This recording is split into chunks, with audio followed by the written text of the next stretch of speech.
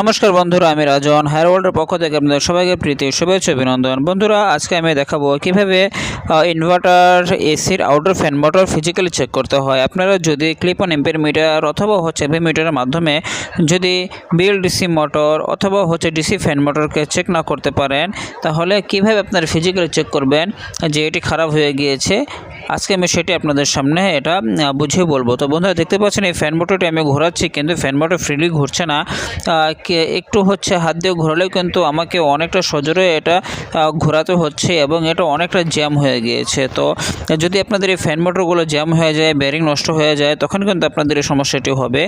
আর আপনাকে দেখতে হবে যে পিসিবি বোর্ড রয়েছে, পিসিবি বোর্ড থেকে যদি 310 ভোল্ট না বের হয় ফ্যান মোটরের জন্য, তাহলে কিন্তু আপনাকে এই পিসিবি খারাপ হয়ে যাবে। তো সর্বপ্রথম আপনাকে চেক করতে হবে ভোল্ট আসছে কিনা, এরপরে যে ফ্যান মোটর চেক করতে হবে। যদি এই সমস্যা হয়ে থাকে, অনেক সময় বেয়ারিং চেঞ্জ করার পরেও কিন্তু এটা সমাধান হয়ে যায়।